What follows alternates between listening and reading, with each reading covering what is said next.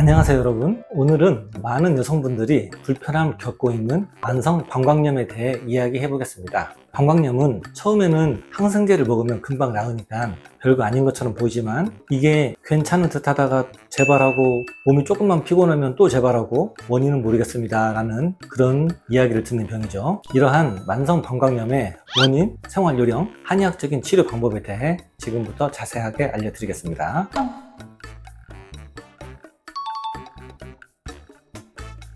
우선 방광염은 방광에 생긴 염증입니다. 흔히 소변 볼 때 따가운 배뇨통이 있고 잔뇨감이 있고 소변을 자주 보는 빈뇨, 그리고 심한 경우 하복통까지 동반될 수 있습니다. 초기에는 항생제를 쓰면 증상이 금방 소실됩니다. 그런데 문제는 반복되는 방광염입니다. 1년에 3회 이상 재발하거나 항생제를 써도 낫지 않고 증상이 계속 남아있는 경우, 이럴 때 우리는 이걸 만성 방광염이라고 합니다. 만성 방광염은 단순히 세균이 들어가서 생긴다고 하기에는 좀 더 복잡합니다. 만성 방광염의 주요 원인은 다음과 같습니다. 첫 번째, 급성 방광염이 생겨서 항생제를 자주 쓰다 보면 항생제에 내성이 생겨서 약발이 떨어지고 만성화된 염증이 남습니다. 두 번째는 면역력의 저하입니다. 스트레스, 수면 부족, 과로 등으로 면역력이 떨어지면 방광 주변이 약해져서 방광염이 쉽게 걸리게 됩니다. 세 번째로는 하복부가 차가운 경우가 많습니다. 여성은 하복부가 차가워지면 방광이 위축되고 신장의 기능이 약해져서 방광염이 잘 걸리게 됩니다. 네 번째로는 자율신경의 불균형이 있습니다. 스트레스로 인해 배뇨를 조절하는 자율신경이 불안정해져서 소변을 자주 보거나 잔뇨감을 느끼게 됩니다. 다섯 번째, 숨은 염증 또는 기능적인 문제가 있습니다. 검사에서는 뚜렷한 세균이 검출되지 않지만 방광염 증상이 계속되는 경우가 있습니다. 이럴 땐 단순 염증이 아니라 방광의 기능이 떨어진 이상으로 봐야 합니다.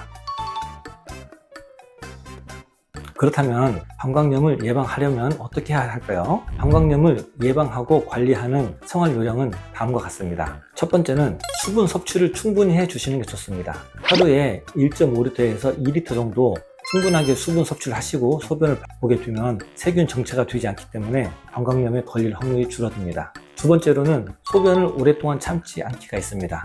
소변을 오랫동안 참으면 세균의 증식 위험이 커지기 때문에 좋지 않습니다. 세 번째로는 이건 특히 젊은 여성들한테 해당되는 얘기인데 하복부를 따뜻하게 유지하는 게 좋습니다. 얇은 옷을 입고 있거나 찬 바닥에 오래 앉아 있거나 특히 생리 기간에 아랫배가 차가우면 방광염에 걸릴 위험이 더 높아집니다. 네 번째로는 청결을 유지하는 겁니다. 하지만 너무 생식기 주변을 청결하게 하는 것도 오히려 유익균을 없앨 수가 있어 적당한 청결이 필요합니다. 마지막으로 술, 담배, 카페인 같은 그리고 맵고 짠 음식 같은 걸 줄이는 게 좋습니다. 이러한 음식들은 방광을 자극해서 증상을 악화시킬 수 있습니다.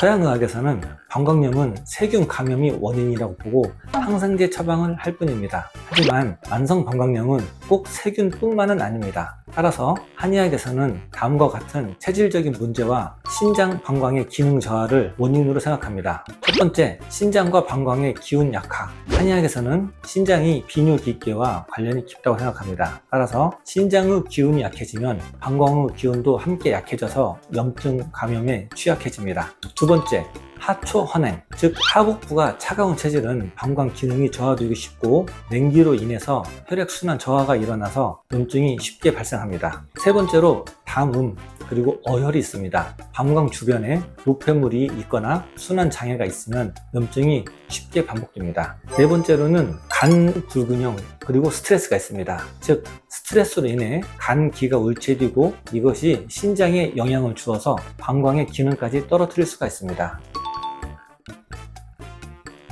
한의학에서는 만성 방광염을 단순한 염증이 아니라 체질적인 문제 또는 기능적인 문제로 보고 전신적인 것을 살펴서 치료합니다. 첫 번째로 한약 치료가 있습니다. 신장과 방광의 기운을 북돋우는 보약에 냉증을 없애고 아랫배를 따뜻하게 하는 약재를 체질에 맞게 추가하여 처방합니다. 또한 방광의 경혈이나 하복부의 침과 뜸을 활용해서 혈액순환을 개선하고 염증 반응을 완화시킵니다. 국소 염증 완화, 기혈순환 촉진, 면역력 향상을 하기 위한 목적으로 약침이나 부항, 등을 시술하기도 합니다. 이러한 약물 치료뿐만 아니고 수면, 식습관, 스트레스 관리까지 함께 진행하여 방광염의 재발률을 크게 낮출 수가 있습니다. 만성 방광염은 단순히 세균 때문에 생기는 병이 아닙니다. 몸의 기능 저하, 면역력 약화, 스트레스, 하복부 냉증 등이 복합적으로 작용해서 생기는 만성 질환입니다. 따라서 재발을 막기 위해서는 염증만 없애주는 치료를 할 것이 아니라 몸의 근본부터 회복을 시켜야 합니다. 한의학에서는 몸 전체의 조화를 되찾아서 방광이 제 기능을 하도록 하는 치료를 진행합니다. 혹시 방광염이 자꾸 재발하고 있다면 이제는 몸의 밸런스를 바로잡는 한의학적인 치료를 고려해 보시기 바랍니다. 오늘도 시청해 주셔서 감사합니다.